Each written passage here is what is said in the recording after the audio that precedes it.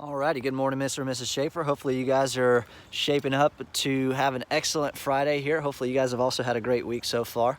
I know as we're starting to head into the holidays, things are starting to get pretty busy for us.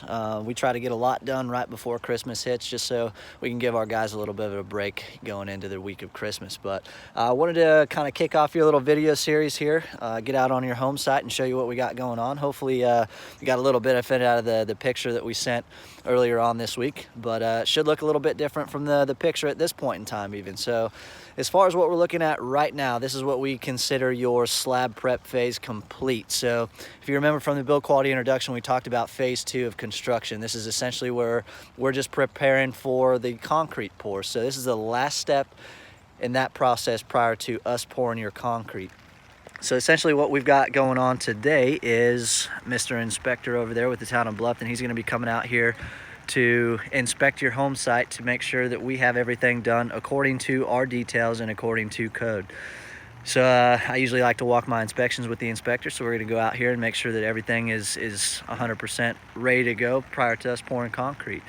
So a couple of the things that I like to point out at this point in time, detail-wise, you may already be aware of it. A couple of important features that go into your concrete. Number one being the poly vapor barrier that you see, so the plastic that we have down on your foundation here. Essentially that's going to act as a barrier between the concrete and the actual surface ground, the dirt that you see back there. The reason we do that is we just don't want that moisture wicking to come up through the floor from the dirt and potentially ruin your flooring. So that's very, very important. So some of the things that I'm inspecting, I'm making sure that we don't have any tears in the poly in the main foundation of the house. It's not critical that we have it on the rear porches, so you won't see any added there.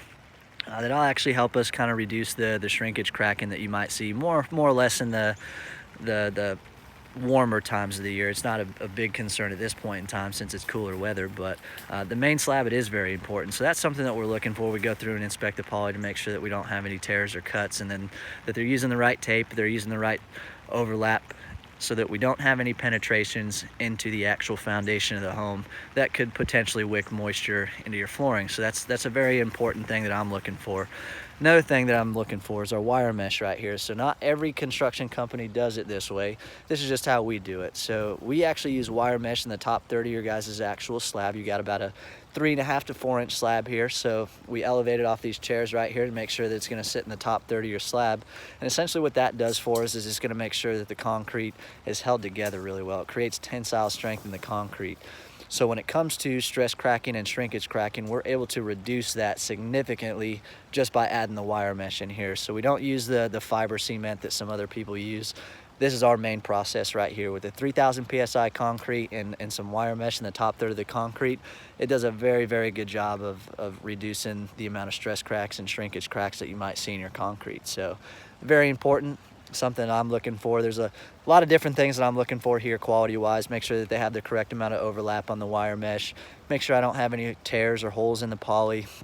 I got the decoupling material on all the pipes that you see right here, those little black little sleeves that you see on there. That's just, it's going to allow for expansion and contraction of your drainage sleeves to make sure that those don't crack over time. So just little details like that. I'm out here making sure that we're 100% ready to go before we pour concrete.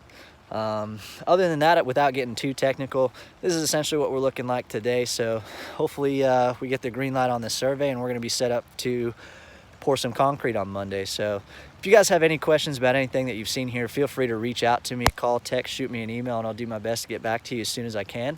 Other than that, I hope you guys have a great weekend, and I will see you on the next update video.